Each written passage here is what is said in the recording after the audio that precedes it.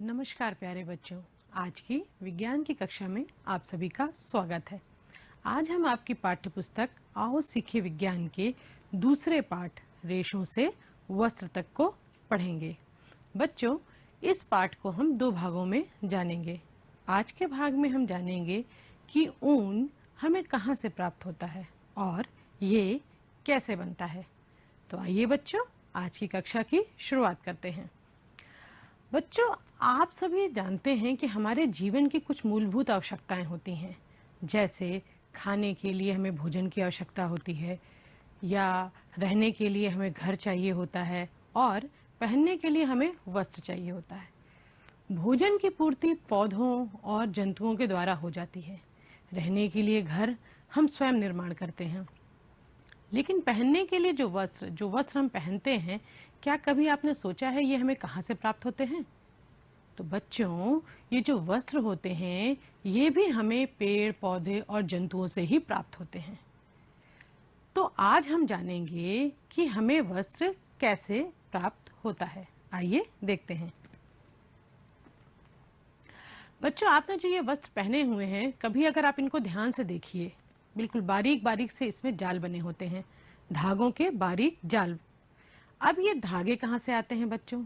तो ये जो धागे होते हैं ये रेशों से बनते हैं। आप कभी भी अगर आपके घर में दादी नानी कभी भी अगर स्वेटर बिनती हैं, तो उस स्वेटर में जो ऊन का प्रयोग होता है उसको अगर ध्यान पूर्वक देखिए इस तरीके से, तो इससे बिल्कुल बारीक बारीक रेशे निकले हुए होते हैं। ये रेशे बच्चों हमें पौधों से भी प्राप्त होते हैं और जंतुओं से भी प्राप्त होते हैं। तो बच्चों, जो रेशे हमें पौधों से प्राप्त होते हैं उन्हें हम पादप रेशे कहते हैं, और जो रेशे हमें जंतुओं से प्राप्त होते हैं उन्हें हम जांतव रेशे कहते हैं। पादप रेशे जैसे कि जो हम सूती कपड़े पहनते हैं वो हमें कपास के पौधे से मिलता है। इसके बारे में हम पिछली कक्षा यानी कि कक्षा 6 में हम विस्तार पूर्वक पढ़ चुके हैं। आप जानते हैं कौन कौन से पादप रेशे होते हैं।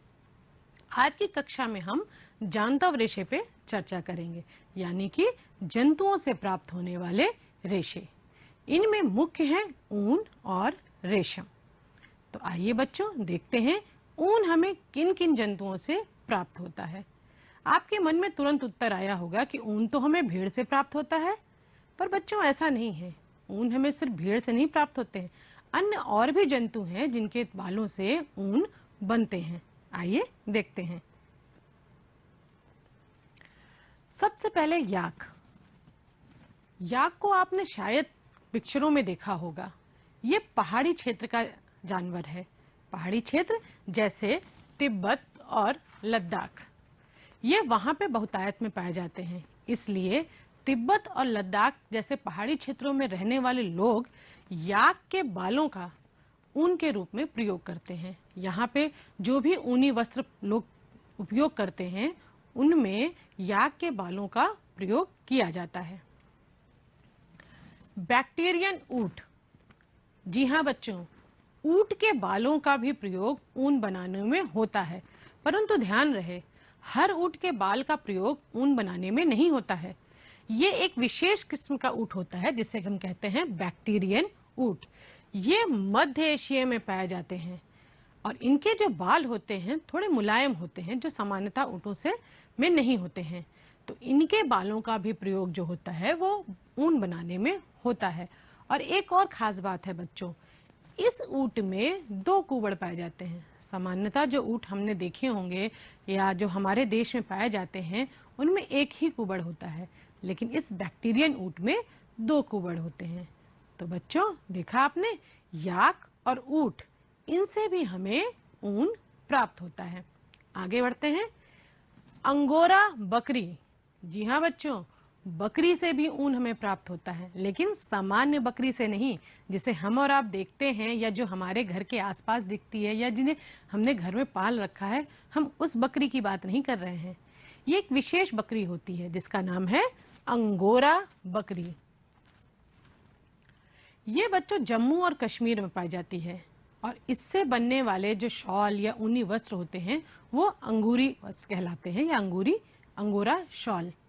और इसके बाल से जो शॉल बनती है बच्चों वो बहुत ही मुलायम होती है और शरीर को बहुत गर्म रखती है। अंगूरी शाल की तो बहुत अच्छी खासियत ये कही जाती है कि वो इतनी मुलायम होती है कि उसे एक छोटी सी अंगूठी से आप पूरी शॉल को गुजार सकते हैं। लेकिन हाँ बच्चों, ये बहुत महंगी भी होती है। लामा और एल्पेका ये कुछ और भी जंतु हैं जिनके द्वारा हमें ऊन प्राप्त होते हैं, लेकिन ये हमारे देश के नहीं हैं, ये दक्षिण अमेरिका में पाए जाते हैं। तो भेड़ के अलावा कौन कौन से और जंतु हैं जिनके द्वारा हमें ऊन प्राप्त होते हैं? याक, ऊंट, बकरी, लामा और एल्पेका, ये और भी जंतु हैं जिनके द्वारा हमें ऊन प्राप्त होता है। अब आते हैं भेड़ पे, जिसके बालों से जो ऊन बनते हैं वो सामान्यतः हम और आप प्रयोग में करते हैं। जो बाजार में स्वेटर, हमारे यहाँ जो स्वेटर उपलब्ध होते हैं वो मुख्यतः भेड़ के बालों से ही बने होते हैं। हमारे देश में कई नस्ल की भेड़ें पाई जाती हैं, जैसे कि बाखरवाल, जो कि जम्मू और कश्मीर में पाई जाती हैं। इनके बालों से बनते हैं बच्चों ऊनी शॉल के लिए। जो ऊनी शॉल हम और आप प्रयोग में लाते हैं वो अधिकतर बाखरवाल नस्ल की भेड़ होती है। आप तो जानते हैं कि सभी जंतुओं को उनकी गुणवत्ता के आधार पे अलग अलग नस्ल के नाम दे दिए जाते हैं। जैसे गाय होती है, गाय को भी अलग अलग नस्ल के नाम दिए जाते हैं। उसी प्रकार भेड़ों को भी उनके ऊन की गुणवत्ता के आधार पे, उनके जो शरीर पे जो बाल पाए जाते हैं उनकी गुणवत्ता के आधार पे अलग अलग नाम दे दिए जाते हैं। पहला हमने पढ़ा भाखरवाल, दूसरी है रामपुर बुशायर। ये जो रामपुर बुशायर है ये उत्तर प्रदेश और हिमाचल प्रदेश में पाई जाती है, और इसके ऊनों से क्या बनते हैं बच्चे? कंबल। जो कंबल हम और आप सर्दियों में ओढ़ते हैं वो जो बनते हैं वो रामपुर बुशायर के बालों से बनते हैं। तीसरी है नाली, ये मुख्यतः राजस्थान, पंजाब और हरियाणा में पाई जाती है और इससे गलीचे बनाए जाते हैं। लोही, लोही राजस्थान और पंजाब में पाई जाती है और इससे विभिन्न प्रकार के ऊनी वस्त्र तैयार किए जाते हैं। मारवाड़ी, मारवाड़ी जो नस्ल की भेड़ होती है बच्चों, ये गुजरात में पाई जाती है और इससे मोटी व रूक्ष ऊन कंबल के लिए प्रयोग किया जाता है। पाटनवाड़, ये गुजरात की में पाई जाती हैं और इनसे विभिन्न प्रकार के होजरी वस्त्र तैयार किए जाते हैं। हमारे देश में जहां सबसे ज्यादा भेड़ पाई जाती है वो है राजस्थान। पहले नंबर पे राजस्थान है जहां पे भेड़ पालन बहुतायत में किया जाता है। उसके बाद पंजाब और फिर हमारा प्रदेश यानी कि उत्तर प्रदेश आता है जहां पे भेड़ पालन बहुतायत में किया जाता है। ये तो बच्चों हमने जाना कि हमारे देश में किन किन नस्लों की भेड़ पाई जाती है और उनसे पाए जाने वाले बालों का प्रयोग किन किन प्रकार के ऊनी वस्त्रों में किया जाता है। आइए जानते हैं कि भेड़ का पालन और प्रजनन किस प्रकार किया जाता है। उससे पहले हम जानते हैं कि भेड़ के बालों पे जो बाल होते हैं वो कितने प्रकार के होते हैं। आपने देखा होगा कि आपके शरीर पर भी जो बाल होते हैं वो अलग अलग किस्म के होते हैं। कहीं बहुत मुलायम होते हैं, कहीं बहुत रूखे होते हैं। जैसे दाढ़ी की या त्वचा पे थोड़े से रूखे बाल होते हैं और जो आपके शरीर पे रोए होते हैं, महीन रोए होते हैं, वो मुलायम होते हैं। उसी प्रकार भेड़ के शरीर पर भी दो प्रकार के बाल पाए जाते हैं। पहला, दाढ़ी के रूखे बाल, जिनका प्रयोग हम ऊनी वस्त्र बनाने में नहीं करते हैं, और दूसरा त्वचा के निकट अव्यवस्थित तंतु रूपी मुलायम बाल। और बच्चों इन्हीं बालों का प्रयोग ऊन बनाने में होता है। कुछ भेड़ें तो ऐसी होती हैं कि जिनके पूरे शरीर पे बहुत ही मुलायम बाल पाए जाते हैं और ऐसी भेड़ों को दूसरी भेड़ों को जन्म देने के लिए प्रयोग किया जाता है। भेड़ पालन और प्रजनन। अगर हमें भेड़ों से ऊन चाहिए तो सबसे पहला काम हमें क्या करना होगा? भेड़ों को पालना होगा। तो भेड़ों को पालने के लिए भेड़ों के लिए क्या आवश्यक है ये जानना भी जरूरी है। सबसे पहली बात कि भेड़ एक शाकाहारी जंतु है। शाकाहारी जंतु यानी कि वो जो अपना जीवन या जो अपने भोजन के लिए पेड़ पौधों पर निर्भर होते हैं। भेड़ भोजन के रूप में घास, छोटे पौधे, ज्वार, मक्का आदि का सेवन करते हैं। अच्छा बच्चों, भेड़ के बालों की गुणवत्ता जो है बहुत कुछ निर्भर करती है भेड़ के पोषण पे, उसे किस जलवायु में रखा जाता है। जैसे आपने ध्यान दिया होगा, अगर आपके घर के आसपास गाय का पालन होता है, गाय भैंस का पालन होता है, तो आपने सुना होगा कि अगर गाय या भैंस को अच्छा चारा खिलाया जाए तो उसके दूध की गुणवत्ता अच्छी होती है, वो स्वादिष्ट और मीठा दूध देती है। उसी प्रकार भेड़ पालन में भी अगर हम भेड़ के पोषण का ध्यान दें तो भेड़ के बालों की गुणवत्ता अच्छी होगी। विश्व में भेड़ पालन में भारत का स्थान तीसरा है। हमारे देश में भी भेड़ पालन बहुतायत से होता है और विश्व के समस्त देशों में हमारा जो स्थान है वो तीसरा है। न्यूजीलैंड की मेरिनो भेड़ का ऊन गुणवत्ता की दृष्टि में सबसे अच्छा होता है। तो बच्चों, सबसे अच्छी भेड़ जो मानी जाती है, जिसके ऊन बहुत अच्छे होते हैं, और ये कहा जाता है कि एक बार जब इसके बालों की कटाई होती है तो इससे कम नहीं तो 5 से 6 किलो ऊन प्राप्त होता है। तो उस भेड़ का क्या नाम है बच्चों? उस भेड़ का नाम है मेरिनो। अच्छी गुणवत्ता वाली भेड़ों को नस्ली भेड़ों को जन्म देने के लिए जनक के रूप में इसके चयन की प्रक्रिया को वर्णात्मक प्रजनन कहते हैं। कई बार आपके प्रश्न में, आपके परीक्षा में यह प्रश्न भी आ सकता है, पूछा जाता है कि वर्णात्मक प्रजनन क्या होता है। तो ये तो आप बच्चों जानते ही हो कि आपका जो गुण है, आपके अंदर जो गुण है वो आपके माता पिता से जरूर आते हैं।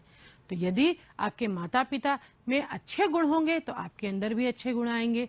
उसी प्रकार भेड़ों में भी अच्छी नस्ल की भेड़ प्राप्त करने के लिए उन जनक के रूप में अच्छी नस्ल की भेड़ों का चयन किया जाता है। तो इस चयन की प्रक्रिया को ही क्या कहते हैं? वर्णात्मक प्रजनन। अच्छा बच्चों, भेड़ के बारे में एक बहुत ही रोचक तत्व है। सर्वप्रथम किसी जीव का जो क्लोन बना था, वो क्लोन जो बना था वो भेड़ का ही बना था। और इसे किसने बनाया था? ये बना था बच्चों 1996 में इंग्लैंड में, और इसे बनाने वाली थी रॉसेल संस्था। और इस भेड़ का, जो भेड़ का क्लोन बना था, उस भेड़ का नाम रखा गया था डॉली। तो है ना बच्चों ये रोचक तत्व भेड़ के बारे में। ये तो ही बच्चों भेड़ के बारे में बात की, भेड़ को कैसे पाला जाता है या कितने नस्ल की भेड़ हमारे देश में होती हैं। अब है कि भेड़ के बालों से हमें ऊन आखिर प्राप्त कैसे होता है। तो आइए चलते हैं, भेड़ के बालों से ऊन का धागा बनने तक के जितने भी चरण होते हैं उन्हें एक एक करके जानते हैं, क्योंकि ये एक बहुत लंबी प्रक्रिया होती है। सबसे पहले क्या किया जाता है? सबसे पहले भेड़ के बालों की कटाई की जाती है। भेड़ के बालों को त्वचा की पतली परत के साथ शरीर से उतार लिया जाता है।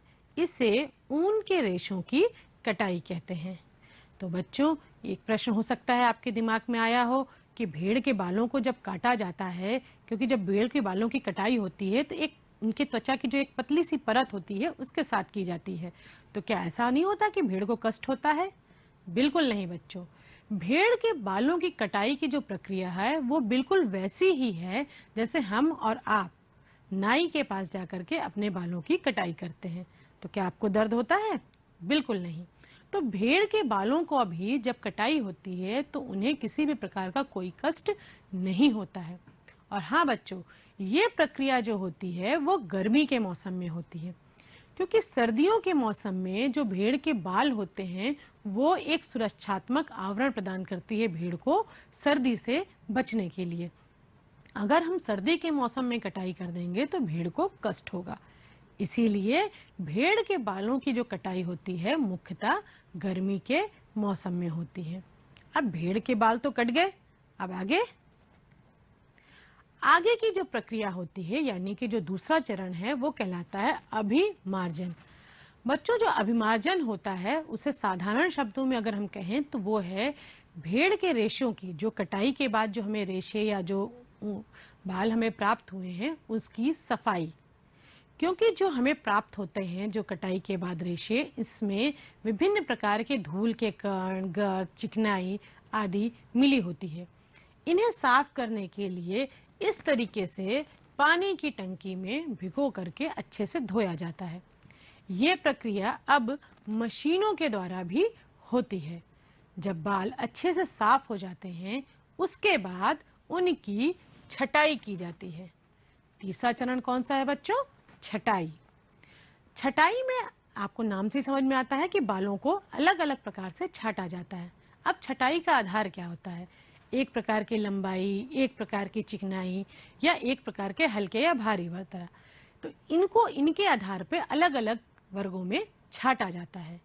तो पहले हमने बालों की कटाई की, उसके बाद अभिमार्जन यानी कि बालों की सफाई की, और उसके बाद बालों की गुणवत्ता के आधार पे उनकी छटाई की। अब छटाई के बाद क्या होता है? छटाई के बाद जो हमें प्राप्त होता है, छटाई से प्राप्त कोमल व फूले हुए रेशों को सुखा लिया जाता है और रेशों को ऊन के रूप में कताई की जाती है। तो जो भी छटाई के बाद हमें प्राप्त होते हैं उनको हम मशीनों के द्वारा उनकी ऊन के धागे के रूप में कताई करते हैं। अब कताई के बाद इन जो हमें ऊन का धागा मिला है उनकी रंगाई की जाती है। ये तो आपने देखा होगा कि बाजार में हमें कितने रंगों के ऊन प्राप्त होते हैं, लेकिन आप तो जानते हैं कि जो भेड़ के द्वारा हमें जो बाल प्राप्त होते हैं वो या तो काले होंगे, भूरे होंगे या सफेद होंगे। तो उनको रंग बिरंगे रंगों में रंगने के लिए रंगाई की आवश्यकता पड़ती है। तो यहाँ बच्चों क्या हो रहा है? ऊन के धागों की रंगाई हो रही है। ये हमारा पांचवा चरण होता है। इसके अंत में ऊन के धागों की लंबाई के आधार पे अलग अलग तरीके से ऊन का धागा तैयार होता है। जैसे जो बहुत लंबाई के धागे होते हैं उनको ऊनी स्वेटर के रूप में प्रयोग किया जाता है, और जो छोटी लंबाई के धागे होते हैं उनसे ऊनी विभिन्न प्रकार के ऊनी वस्त्र तैयार किए जाते हैं। तो बच्चों, देखा आपने ऊन का धागा कैसे तैयार होता है। आइए एक मॉडल के जरिए से इस पूरी प्रक्रिया को एक बार फिर से समझते हैं। तो बच्चों, ये है एक भेड़ पालन केंद्र। जहां से आप दिख रहे हैं यहाँ पे भेड़ है, और ये पूरा जो प्रोसेस है ये एक भेड़ पालन केंद्र है। यहाँ पे सबसे पहले जब भेड़ के शरीर पे पर्याप्त मात्रा में बाल हो जाते हैं तब उन बालों की इस प्रकार से कटाई की जाती है। अब कटाई के बाद आपको जैसा दिख रहा है यहाँ पे कितनी गंदगी भरी है। जाहिर सी बात है, तरह तरह के धूल के कण, चिकनाई। अब इन्हें साफ करने के लिए दूसरी प्रक्रिया अभिमार्जन की जाती है। अभिमार्जन में कटे हुए बालों को टंकी में डाल के, पानी की टंकी में डाल करके अच्छे प्रकार से धोया जाता है, और धोने के बाद जब ये साफ सुथरे बाल हमें प्राप्त होते हैं तो इनकी छटाई की जाती है। छटाई के क्या आधार होता है बच्चों? इसकी चिकनाई, इनका हल्कापन, इनकी लंबाई, इस तरह से इनकी छटाई की जाती है। और छटाई के बाद जो हमें फूले रेशे प्राप्त होते हैं अच्छे वाले, उनकी हम कताई करते हैं। अब तो ये सब प्रक्रिया मशीनों के द्वारा भी होने लगी है। कताई से प्राप्त रेशे, देखिए इस तरह से हमें कताई से जो रेशे प्राप्त होते हैं वो जाहिर सी बात है कि या तो भूरे होंगे या सफेद होंगे या काले होंगे, क्योंकि भेड़ों के जो बाल होते हैं वो मुख्यतः इन्हीं रंगों के होते हैं। लेकिन हमें तो रंग बिरंगे स्वेटर चाहिए, तो रंग बिरंगे स्वेटर प्राप्त करने के लिए हम क्या करते हैं? उनकी रंगाई करते हैं, और रंगाई के बाद हमें इस तरीके से रंग बिरंगे ऊन प्राप्त होते हैं। रंगाई के बाद इन धागों को इनकी लंबाई के आधार पे अलग अलग कर लिया जाता है, और हमें सुंदर सुंदर ऊन के धागे रंग बिरंगे प्राप्त हो जाते हैं। तो बच्चों देखिए, रंग बिरंगे धागे तो हमें मिल गए हैं। अब आप स्वेटर पहनने के लिए तैयार हैं? तो उम्मीद है बच्चों कि अब आपको अच्छे से समझ में आ गया होगा कि भेड़ के बालों से हमें ऊन कैसे प्राप्त होता है। तो ये तो बच्चों पूरी प्रक्रिया हुई ऊन का धागा मिलने के लिए। अब ऊन के व्यवसाय में जो कारीगर लगे होते हैं उनको कई बार होता है सॉटर्स नामक एक रोग हो जाता है। ये जो सॉटर्स नामक रोग होता है, ये जो होता है वो एंथ्रॉक्स नामक एक जीवाणु के द्वारा होता है। ये एक रुधिर रोग है जिसमें कि आपको दिखाई दे रहा है इस तरह से ऊन के व्यवसाय में लगे कारीगरों के हाथ में इस तरह से एक घाव हो जाता है। और इस तरह की जो कठिनाइयां होती हैं वो बच्चों लगभग हर व्यवसाय में होती हैं। हर व्यवसाय में किसी न किसी प्रकार का कोई ना कोई संकट अवश्य होता है, और इस प्रकार का जो संकट होता है वो कहलाता है व्यवसायिक संकट। तो बच्चों कौन सा रोग होता है? सॉटर्स डिसीज। और किसके कारण होता है? एंथ्रॉक्स नामक रोग के कारण होता है। तो ये तो बच्चों आज हमने आपका जो दूसरा पाठ था उसका आधा भाग देखा, जिसमें हमने क्या जाना कि ऊन कैसे बनता है। आपकी पाठ्य पुस्तक के पीछे कई प्रश्न दिए गए हुए हैं, उनमें से कुछ प्रश्नों को आज हम यहाँ पे हल करते हैं, क्योंकि अगले भाग में आप जानेंगे कि रेशम से हमें रेशमी वस्त्र कैसे प्राप्त होता है। तो आज हमने ऊन के बारे में जाना और उससे जुड़े हुए कुछ प्रश्नों को हम यहाँ पे हल करते हैं। तो पहला प्रश्न हमने क्या लिया है, ऊन किसे कहते हैं? ऊन जंतुओं के नाम लिखिए जिनसे ऊन प्राप्त किया जाता है। ऊन किसे कहते हैं बच्चों? अभी हमने शुरुआत में ही बताया था कि जो रेशे हमें जंतुओं के द्वारा प्राप्त होते हैं उनसे, यानी कि जो भेड़ के द्वारा जो भेड़ के बाल से जो रेशे हमें मिल रहे हैं उनसे ऊन बनता है, तो वो क्या हो गया? ऊन कहलाता है। उन जंतुओं के नाम लिखिए जिनसे ऊन प्राप्त होते हैं। तो किन किन जंतुओं से हमें ऊन प्राप्त होते हैं बच्चों? याक, ऊंट और जी हाँ, भेड़ के द्वारा। अच्छा, ऐसा नहीं है बच्चों कि हर जंतुओं के बाल से हमें ऊन मिलता है, क्योंकि बहुत से अन्य जंतुओं भी हैं जिनके शरीर पे बहुत घने बाल होते हैं। जैसे कई किस्म के कुत्ते भी होते हैं जिनके शरीर पे बहुत अच्छे मुलायम बाल होते हैं। शेर के शरीर पे बहुत अच्छे बाल होते हैं, पर ऐसा नहीं है कि उनके शरीर के बालों से भी ऊन बनते हैं। ऊन कुछ ही जंतुओं के बालों से बनाए जाते हैं। तो इस चीज का भी ध्यान दीजिएगा कि हर जंतुओं के शरीर पे पाए जाने वाले बालों से ऊन नहीं बनता है। अगला प्रश्न, ऊन प्रदान करने वाले भेड़ की कुछ भारतीय नस्लों को लिखिए। हमने आपको बताया था कई नस्लों के नाम, जैसे बाखरवाल, नाली, मारवाड़ी, ये सब हमारी भारतीय किस्म की भेड़ें हैं जिनसे कि हमें भारत में ऊन प्राप्त होता है। तो इन नस्लों को बच्चों अवश्य अच्छे से याद कर लीजिएगा। तीसरा है वर्णात्मक प्रजनन से आप क्या समझते हैं? वर्णात्मक प्रजनन, बच्चों हमें अगर अच्छी नस्ल की भेड़ मिलेगी तो उसके शरीर पे अच्छी गुणवत्ता के बाल होंगे। अच्छी गुणवत्ता के बाल से हमें अच्छी गुणवत्ता के ऊन प्राप्त होंगे। तो अच्छी नस्ल की भेड़ प्राप्त करने के लिए कुछ भेड़ों को, जो बहुत अच्छी नस्ल की होती हैं, जिनके शरीर में पूरे शरीर में मुलायम रेशे होते हैं, उनको जनक के रूप में चुना जाता है और यही प्रक्रिया क्या कहलाती है? वर्णात्मक प्रजनन। अगला प्रश्न, जाड़ों में ऊनी वस्त्रों को पहनना क्यों आरामदायक होता है? आप सभी जब ठंडियों का मौसम आता है तो रंग बिरंगे स्वेटर निकाल लेते हो। आपके घरों में आपकी दादी नानी भी स्वेटर बिनने के लिए तैयार हो जाती हैं। तो कभी आपके दिमाग में ये प्रश्न हुआ है कि हम ये स्वेटर क्यों पहनते हैं? हम सूती या मोटे सूती कपड़े ही क्यों नहीं पहन करके ठंड से बचाव कर लेते हैं? क्योंकि बच्चों जो ये ऊन का धागा होता है, इनके जो रेशे होते हैं, इनमें हवा भर जाती है और ये एक गर्म हवा की परत आपके शरीर पे बना लेते हैं, जिससे कि आपके शरीर को गर्माहट पहुंचती है। और इसके साथ ही साथ जो ये ऊन का धागा होता है वो ऊष्मा का कुचालक होता है। बच्चों ये कुचालक क्या होता है? अगले पार्ट में आप इसके बारे में विस्तार पूर्वक से जानेंगे, लेकिन यहाँ पे संक्षिप्त रूप में हम बता देते हैं कि ऊष्मा जो होती, जो गर्मी होती है, वो एक स्थान से दूसरे स्थान तक पहुंचती है।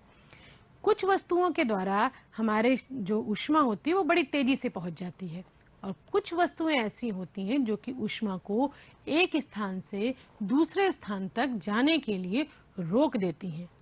तो ऐसी ही वस्तुएं कहलाती हैं ऊष्मा की कुचालक।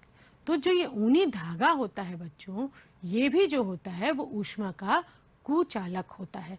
यानी कि आपके शरीर का जो तापमान है, जो आपके शरीर की जो गर्माहट है, वो जो है शरीर के बाहर नहीं निकल पाती है और जो बाहर की ठंडक है वो आपके शरीर में अंदर नहीं आ पाती है।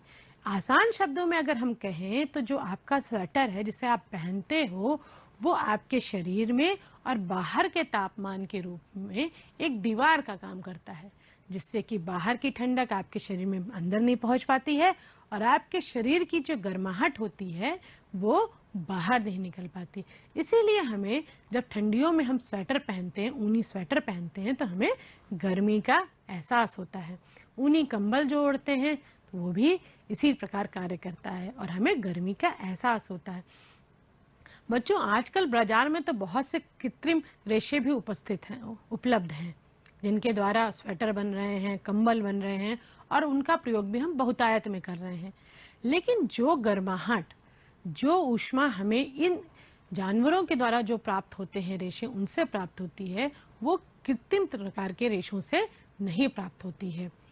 तो ये तो यहाँ पे हमने कुछ प्रश्नों को हल किया। आपके पाठ्य पुस्तक में आपके पाठ के पीछे अन्य और भी प्रश्न दिए गए हैं, जिन्हें आप अपने पाठ को जब अच्छे से पढ़ेंगे तो आप स्वयं हल करने में सक्षम होंगे। तो बच्चों, इसी के साथ आज की कक्षा हम समाप्त करते हैं, लेकिन आज की कक्षा समाप्त करने से पहले हम आज का सुविचार जान लेते हैं। और बच्चों, आज का हमारा सुविचार है, जीव जंतु हमारे मित्र हैं। जैसे कि अभी आपने आज की पूरी कक्षा में जाना कि भेड़ हमारे लिए कितनी उपयोगी है। आप कल्पना कीजिए कि अगर ठंड के मौसम में हमें स्वेटर ना मिले, हमें ऊनी कंबल ना मिले, तो क्या हम रह सकते हैं? नहीं। तो एक भेड़, एक जंतु हमारे लिए कितना उपयोगी होता है। इसी प्रकार अन्य और भी जंतु हैं, जैसे गाय, वो भी हमारे लिए बहुत उपयोगी है। हर जंतु, चाहे वो छोटा हो चाहे वह बड़ा हो, उसकी हमारे जीवन में किसी न किसी रूप में कोई ना कोई उपयोगिता अवश्य होता है। तो इसलिए बच्चों, जितने भी जीव जंतु हैं, उनसे हमारा जो बर्ताव है वो मित्रता पूर्वक होना चाहिए। देखिए, मनुष्य तभी बनेगा महान जब मन में रखेगा जीवों के लिए सम्मान। तो बच्चों, अगर हमें महान बनना है तो हमारे आसपास जो भी जीव जंतु उपस्थित हैं, उनके प्रति भी हमें अच्छा व्यवहार करना होगा। तो बच्चों, इसी के साथ हम आज की कक्षा समाप्त करते हैं।